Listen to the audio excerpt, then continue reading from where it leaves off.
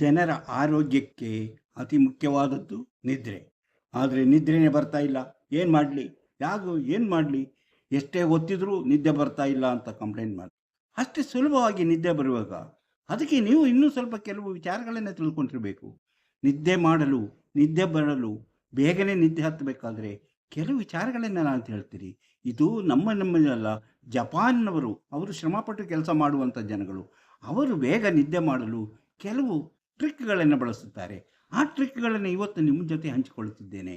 ಆ ಟ್ರಿಕ್ಗಳೇನೆಂಬುದನ್ನು ತಿಳಿದುಕೊಂಡಾಗ ನೀವು ಅದನ್ನು ಅನುಸರಿಸುತ್ತಾ ಬಂದರೆ ನಿಮಗೂ ಸುಖವಾಗಿ ನಿದ್ರೆ ಮಾಡಲು ಸುಲಭವಾಗುತ್ತದೆ. ಅಂತಹ ವಿಚಾರಗಳನ್ನು ಬನ್ನಿರಿ, ಲೋಕವ ನೋಡೋಣ, ಕೋಶ ಓದೋಣ, ಲೋಕ ಅರಿಯೋಣ, ಜೀವನ ತಿಳಿಯೋಣ. ಇದರೊಳಗಿದೆಲ್ಲವೂ ಸ್ವಾಗತ ನಿಮಗೆ ಮಾಡಿಯ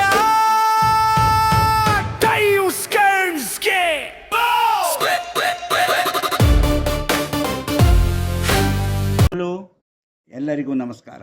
ಮಾಣಿಯ ಟೈಮ್ಸ್ ಯೂಟ್ಯೂಬ್ ಚಾನಲ್ಗೆ ಎಲ್ಲರಿಗೂ ಸ್ವಾಗತ. ನಿದ್ರೆ ಬಗ್ಗೆ ನಾನು ಹಲವಾರು ವಿಡಿಯೋಗಳನ್ನು ಮಾಡಿದ್ದೇನೆ. ಕೆಲವರಿಗೆ ಅದರಿಂದ ಉಪಯೋಗ ಆಗಿದೆ, ಮತ್ತು ಕೆಲವರು ಅದನ್ನು ತಮಾಷೆಯಾಗಿ ತೆಗೆದುಕೊಂಡಿದ್ದಾರೆ.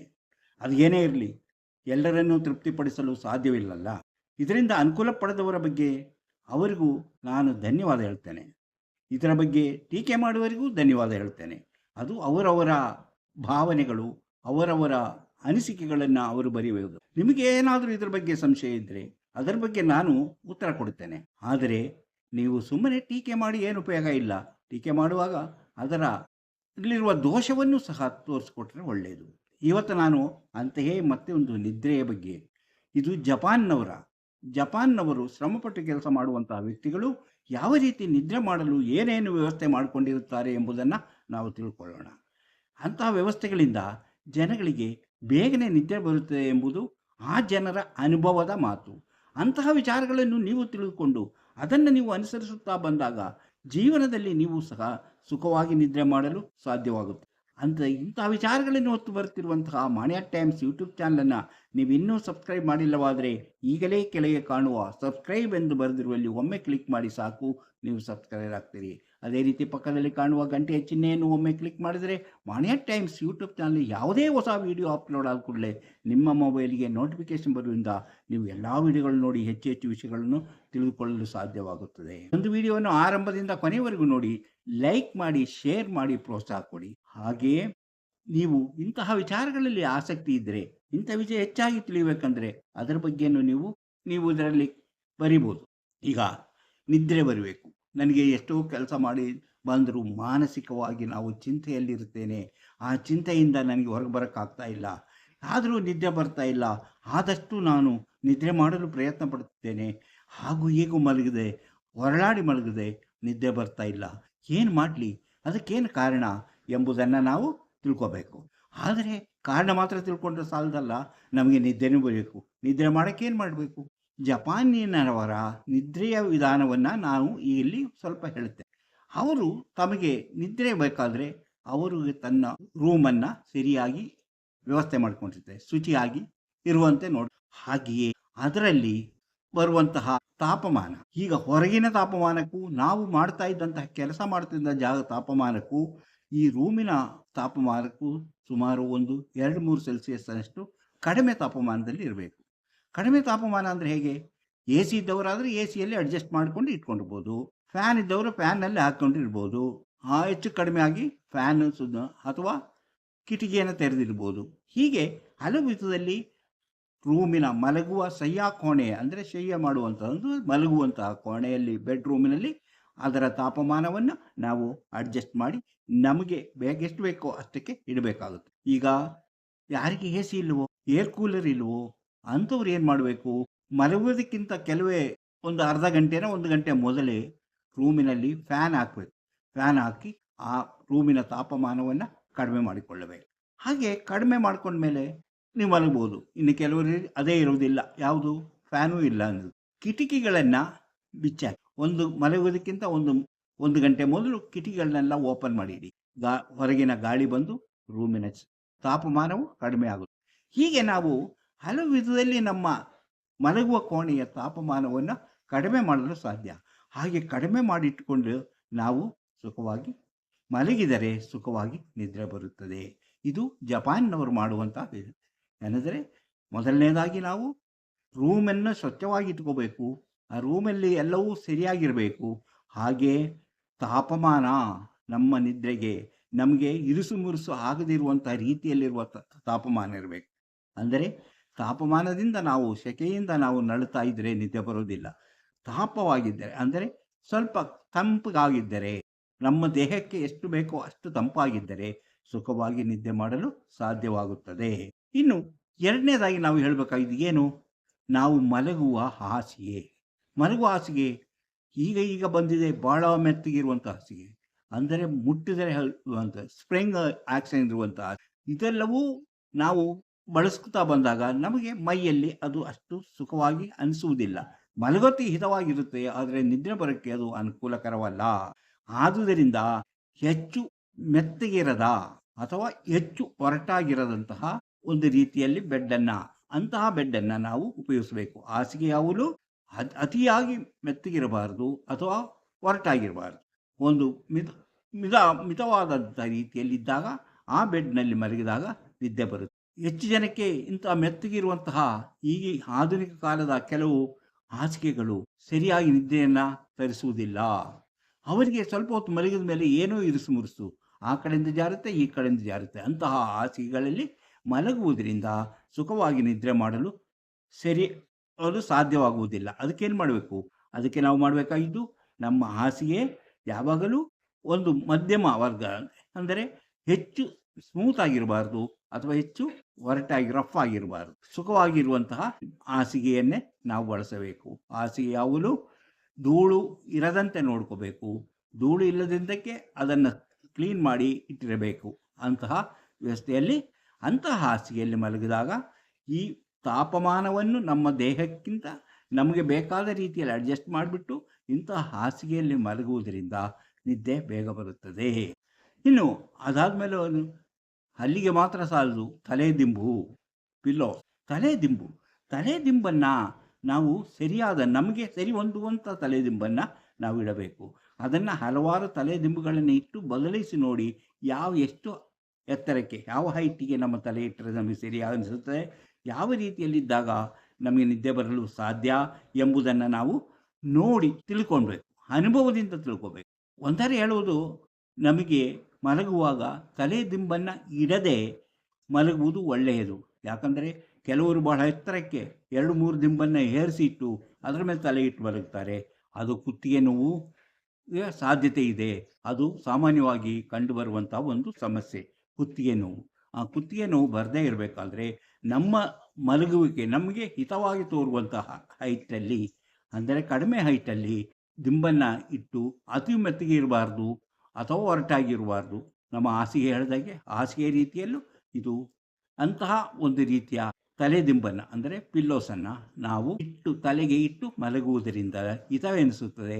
ಆವಾಗಲೂ ನಿದ್ದೆ ಬರುತ್ತೆ. ಅತಿ ಎತ್ತರದಲ್ಲಿಟ್ಟಾಗ ಹಲವು ರೀತಿಯ ತೊಂದರೆಗಳಾಗುತ್ತೆ, ಸಮಸ್ಯೆಗಳು ಬರುತ್ತದೆ. ಆದುದರಿಂದ ನಿದ್ದೆನೂ ಬರೋದಿಲ್ಲ. ಆದ್ದರಿಂದ ಯಾವಾಗಲೂ ಎತ್ತರ ಕಡಿಮೆ ಇರುವಂಥ, ಬಹಳ ಮೆತ್ತಗೆ ಇರುವಂಥ ಅಲ್ಲ, ಸ್ವಲ್ಪ ಮೆತ್ತಗೆ ಹಾಗರೂ ಒರಟಾಗಿರಬಾರ್ದು. ಅಂತಹ ತಲೆದಿಂಬನ್ನು ಇಟ್ಟು ಮಲಗುವುದರಿಂದ ನಾವು ಸುಖವಾಗಿ ನಿದ್ರೆ ಮಾಡಬಹುದು. ಹಾಗೆ ಹಸ್ತಚಾಲಕ, ತಲೆದಿಂಬಾಯಿತು, ಹಾಸಿಗೆ ಆಯಿತು, ರೂಮಿನ ತಾಪಮಾನ ಆಯಿತು. ನೀವು ಇನ್ನೊಂದು ಮುಖ್ಯವಾದ ವಿಚಾರ, ಈಗಿನ ಕಾಲದಲ್ಲಿ ಎಲ್ಲರೂ ಮೊಬೈಲ್ ನೋಡ್ತಾರೆ, ಮೊಬೈಲನ್ನು ಸ್ಕ್ರೀನ್ ನೋಡ್ತಾರೆ, ಅದೇ ರೀತಿ ಕಂಪ್ಯೂಟರ್ ನೋಡ್ತಾರೆ, ಲ್ಯಾಪ್ಟಾಪ್ ನೋಡ್ತಾರೆ. ಇದು ಸಹ ನಿಮ್ಮ ನಿದ್ರೆಗೆ ತಡೆ ಒಡ್ಡುತ್ತದೆ. ಅದರಿಂದ ಏನು ಮಾಡಬೇಕು? ಮಲಗುವುದಕ್ಕಿಂತ 1 ಗಂಟೆ ಮೊದಲಾದರೂ ನೀವು ಇದನ್ನೆಲ್ಲ ಆಫ್ ಮಾಡಿ ಇಟ್ಟಿರಬೇಕು. ಆಫ್ ಮಾಡಿದ ಮೇಲೆ ನೀವು ಮಲಗಬೇಕು. ಆಮೇಲೆ ನಿದ್ರೆಗೆ ಜಾರ್ತೀರಿ. ಆದರೆ ಯಾವುದಾದ್ರೂ ಪುಸ್ತಕವನ್ನು ಓದುತ್ತಾ ಅಭ್ಯಾಸ ಮಾಡಿಕೊಂಡ್ರೆ ಓದುವುದರಿಂದ ನಿದ್ರೆ ಬೇಗನೆ ಬರುತ್ತದೆ. ನಿದ್ದೆ ಸಾಮಾನ್ಯವಾಗಿ ನಿದ್ದೆ ಆವರಿಸುತ್ತದೆ. ಓದುವುದು, ನೀವು ವಿಡಿಯೋ ನೋಡೋದು ಅಥವಾ ಇದು ನೋಡೋದ್ರಿಂದ ನಿಮಗೆ ನಿದ್ದೆಗೆ ತೊಂದರೆ ಆಗುತ್ತೆ.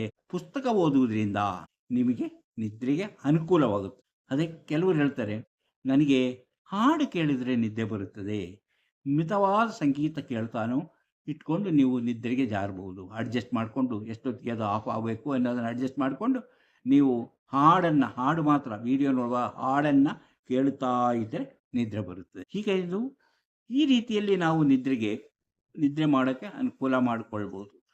ಮತ್ತೊಂದು 5ನೇದು, ನೀವು ಮಲಗುವುದಕ್ಕಿಂತ ಮೊದಲು ಬಿಸಿ ನೀರಿನಲ್ಲಿ ಸ್ನಾನ ಮಾಡುವುದು.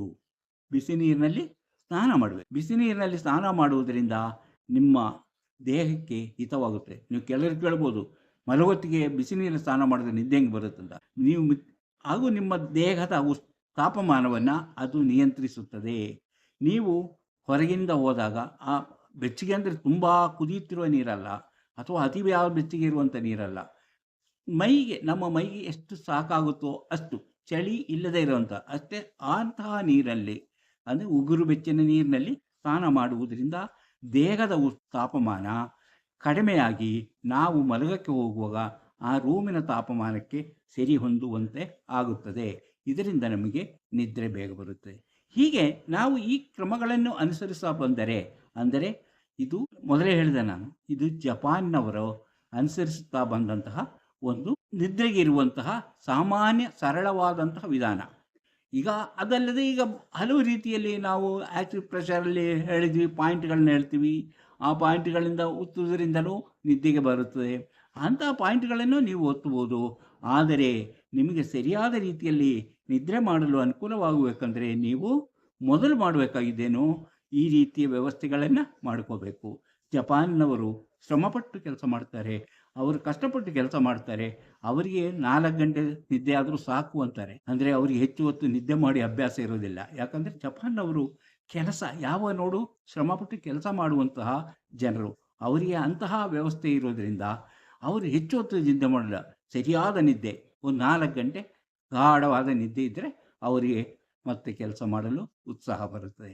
ಇಂತಹ ರೀತಿಯಲ್ಲಿ ನಾವು ನಮಗೆ ಬೇಕಾದ ರೀತಿಯಲ್ಲಿ ನಿದ್ರೆಯನ್ನು ನಾವು ನಿಯಂತ್ರಿಸಿಕೊಂಡು ನಮ್ಮ ಆರೋಗ್ಯಕ್ಕೆ, ನಮ್ಮ ಉತ್ಸಾಹಕ್ಕೆ, ನಾವು ಕ್ರಿಯಾಶೀಲರಾಗಿರಲು ಎಷ್ಟು ಹೊತ್ತು ನಿದ್ದೆ ಮಾಡಬೇಕು ಎಂಬುದನ್ನು ನಾವು ತಿಳಿದುಕೊಂಡು ಈ ರೀತಿಯ ವ್ಯವಸ್ಥೆಗಳನ್ನು ಮಾಡಿಕೊಂಡು ನಾವು ನಿದ್ರೆ ಮಾಡಿದರೆ ನಮಗೆ ಸುಖವಾಗಿ ನಿದ್ರೆ ಮಾಡುವುದು.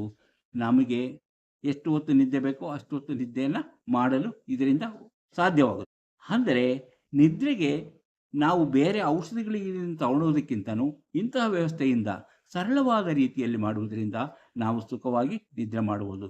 ಮೊದಲನೇದು ರೂಮಿನ ತಾಪಮಾನವನ್ನು ಅಡ್ಜಸ್ಟ್ ಮಾಡುವುದು. 2ನೇದು ನಮ್ಮ ಬೆಡ್ ಅತಿ ಮೃದುವಲ್ಲದ ಅಥವಾ ಅತಿ ರಫ್ ಅಲ್ಲದ ಬೆಡ್ಡನ್ನು ನಾವು ಬಳಸಬೇಕು. 3ನೇದು ತಲೆದಿಂಬು ನಾವು ಸರಿಯಾದ ರೀತಿಯಲ್ಲಿ ಅತಿ ಎತ್ತರದಲ್ಲಿರಬಾರ್ದು. ತಲೆದಿಂಬು ಇಲ್ಲದೆಯೂ ಮಲಗಬಹುದು, ಆದರೆ ಅದು ಅಭ್ಯಾಸ ಇರುವವರಿಗೆ ಮಾತ್ರ. ಅತಿ ಹೆಚ್ಚು ಎತ್ತರದಲ್ಲಿರುವುದರಿಂದ ಹಲವು ರೀತಿಯ ಸಮಸ್ಯೆಗಳಾಗುವುದರಿಂದ ಹತ್ತಬಾರ್ದು. ಹಾಗೆ 4ನೇದು ನಾವು ಯಾವುದೇ ಸ್ಕ್ರೀನ್ಗಳನ್ನು ಈ ನಮ್ಮ ಟಿ ವಿ ಆಗಲಿ ಅಥವಾ ಲ್ಯಾಪ್ಟಾಪ್ ಆಗಲಿ ಅಥವಾ ಮೊಬೈಲ್ ಆಗಲಿ, ಇದನ್ನು ನಾವು ಮಲಗುವುದಕ್ಕಿಂತ 1 ಗಂಟೆ ಮೊದಲೇ ನಾವು ಅದನ್ನು ತೆಗೆದಿಟ್ಟು ಬಿಡಬೇಕು. ಆಮೇಲೆ ಅದನ್ನು ನಿದ್ರೆಗೆ ನಿದ್ದೆ ಮಾಡಲು ಹೋಗುವಾಗ ನೋಡಲೇಬಾರ್ದು ಎಂಬುದು ತಿಳ್ಕೋಬೇಕು. ಇನ್ನೊಂದು, ಬಿಸಿ ನೀರಿನಿಂದ ನಾವು ಸ್ನಾನ ಮಾಡ್ಕೊಂಡ್ಬಂದು ಬರುವುದು ಮಲಗುವುದಕ್ಕಿಂತ ಮೊದಲು. ಅದೇ ರೀತಿ ಹಾಗೆ ಸ್ನಾನ ಮಾಡೋಕ್ಕಾಗದೇ ಇದ್ದರೂ ಸಹ ಪಾದಗಳಲ್ಲಿ ಬಿಸಿ ನೀರನ್ನು ಇಟ್ಟು ಪಾದಗಳಿಗೆ ಬಿಸಿ ನೀರಿನ ಶಾಖ ಕೊಡುವುದು. ಹೇಗೆ, ಒಂದು ಪಾತ್ರೆಯಲ್ಲಿ ಬಿಸಿ ನೀರನ್ನು ಇಟ್ಟು ಅದರಲ್ಲಿ ಪಾದಗಳನ್ನಿಟ್ಟು ಸ್ವಲ್ಪ ಹೊತ್ತು ಕೂತ್ಕೊಳ್ಳೋದು. ಈ ರೀತಿ ಮಾಡಿದರೂ ನಿದ್ರೆಗೆ ಅನುಕೂಲಕರವಾಗುವುದು. ಇಂತಹ ಹಲವು ರೀತಿಯ ವಿಚಾರಗಳನ್ನು ಹೊತ್ತು ಬರುತ್ತಿರುವಂತಹ ಮಾಣಿಯಾ ಟೈಮ್ಸ್ ಯೂಟ್ಯೂಬ್ ಚಾನಲನ್ನು ನೀವು ಇನ್ನೂ ಸಬ್ಸ್ಕ್ರೈಬ್ ಮಾಡಿಲ್ಲವಾದರೆ ಈಗಲೇ ಕೆಳಗೆ ಕಾಣುವ ಸಬ್ಸ್ಕ್ರೈಬ್ ಎಂದು ಬರೆದಿರುವಲ್ಲಿ ಒಮ್ಮೆ ಕ್ಲಿಕ್ ಮಾಡಿ ಸಾಕು, ನೀವು ಸಬ್ಸ್ಕ್ರೈಬ್ ಆಗ್ತೀರಿ. ಅದೇ ರೀತಿ ಪಕ್ಕದಲ್ಲಿ ಕಾಣುವ ಗಂಟೆಯ ಚಿಹ್ನೆಯನ್ನು ಒಮ್ಮೆ ಕ್ಲಿಕ್ ಮಾಡಿದರೆ ಮಾಣಿಯಾ ಟೈಮ್ಸ್ ಯೂಟ್ಯೂಬ್ ಚಾನಲ್ ಯಾವುದೇ ಹೊಸ ವಿಡಿಯೋ ಅಪ್ಲೋಡ್ ಆದ ಕೂಡಲೇ ನಿಮ್ಮ ಮೊಬೈಲಿಗೆ ನೋಟಿಫಿಕೇಷನ್ ಬರುವುದರಿಂದ ನೀವು ಎಲ್ಲ ವಿಡಿಯೋಗಳನ್ನು ನೋಡಿ ಹೆಚ್ಚು ವಿಷಯಗಳನ್ನು ತಿಳಿದುಕೊಳ್ಳಲು ಸಾಧ್ಯವಾಗುತ್ತದೆ. ಪ್ರತಿಯೊಂದು ವಿಡಿಯೋವನ್ನು ಆರಂಭದಿಂದ ಕೊನೆಯವರೆಗೂ ನೋಡಿ, ಲೈಕ್ ಮಾಡಿ, ಶೇರ್ ಮಾಡಿ, ಪ್ರೋತ್ಸಾಹ ಕೊಡಿ. ಇಂತಹ ಮತ್ತೊಂದು ವಿಡಿಯೋದೊಂದಿಗೆ ಮತ್ತೆ ಬರುತ್ತೇನೆ. ಇಷ್ಟು ಹೊತ್ತು ಈ ವಿಡಿಯೋ ನೋಡಿದ ನಿಮಗೆಲ್ಲರಿಗೂ ಧನ್ಯವಾದ.